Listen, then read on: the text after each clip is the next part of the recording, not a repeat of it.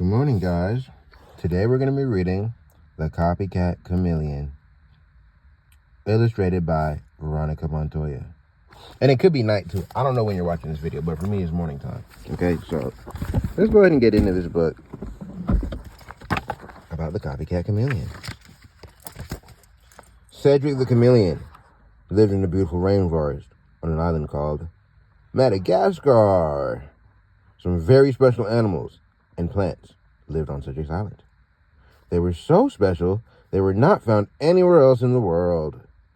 Cedric wished he was special too, but he did not feel it. So I was about to say, bro, you're pretty special off rip. You live on Madagascar, and it's just like, you just cool, bro. Okay, you just cool, bro. Right. But anyway, one morning, Cedric was trying to catch a tasty bug for breakfast. If I could just reach a little further, he said. Zip! Out flashed his tongue. But something blue shot through the trees and knocked him sideways. Hey, you just stopped me catching breakfast, moaned Cedric. Oh, I'm sorry, said the koa bird, who was called Carol. The koa called Carol. You know what I mean? That's cool. That's cool. Carol showed Cedric the wonderful nest she was building. I wish I could build something as amazing as that, said Cedric.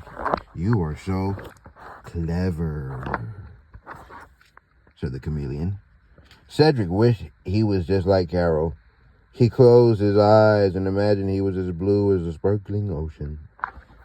When Cedric opened his eyes, he had turned a beautiful blue. And he gave a little sly smile. I'm like that. I'm a chameleon. This is what I do. I forgot. Cedric still didn't feel special, even though he was a beautiful blue. He spotted a curious beetle behaving strangely a few trees away, which took his mind off things. Let me read that again. He spotted a curious beetle behaving strangely a few trees away, which took his mind off things. Wow. The busy beetle was joined by another beetle. Ooh, they do look cool. The busy beetle was joined by another beetle who put something inside a rolled-up leaf. Cedric guessed that the new beetle had laid one of its eggs inside the leaf. Okay. I didn't know they did that. The beetles tossed their leaf parcel down to the forest floor. How cool, said Cedric.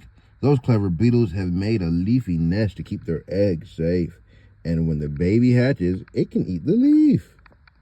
Yeah. Cedric now wished he was special like the beetles. He closed his eyes and imagined he was as red as a juicy strawberry, just like them. And when he opened his eyes, he had turned a deep red. Aha!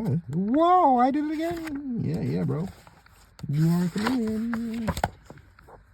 But Cedric still did not feel special.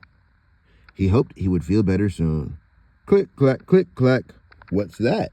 Wondered Cedric. I've not heard that sound in the forest before. Dun, dun, dun, dun. What is that? Tenrec, whose name was Tamby, was clicking her tongue to call her mother. A tenrec? Okay, that's a new animal I've never heard of either. I can make other sounds too, said Tamby, and she rubbed her spines together. Scritch, scratch, went her spines. Scritch, scratch, scritch, scratch. That's so cool that you can make all those sounds, said Cedric. My mother's here, so I must go now, replied Tamby. Maybe I'll teach you how to make them next time. He doesn't. Okay. Cedric now wished he was special like Tamby. He closed his eyes and imagined he was as yellow as a fluffy bee, just like Tamby. And when he opened his eyes, he had turned a golden yellow.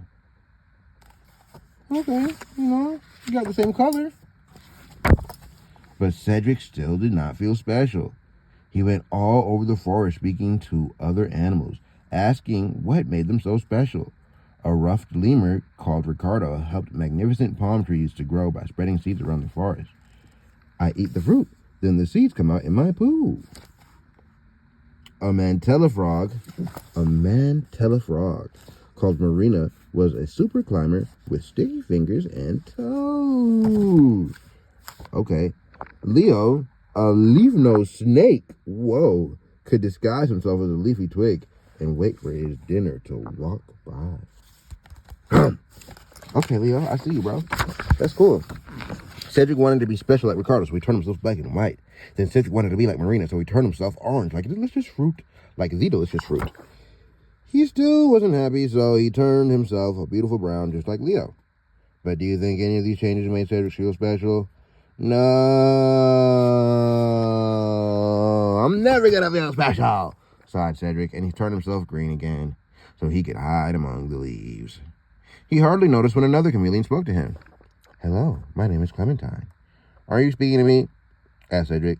He did not believe that such a pretty chameleon had noticed him. But Clementine had often seen Cedric and wanted to get to know him.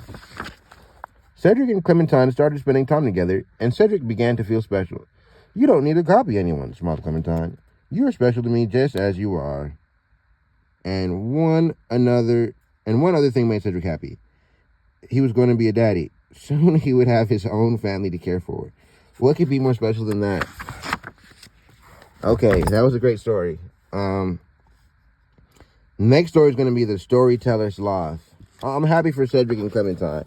I think they could have felt special alone by themselves, but it's like sometimes you need another chameleon to let you know, hey, I'm cool as a chameleon. You know, like that's beautiful. So great story there.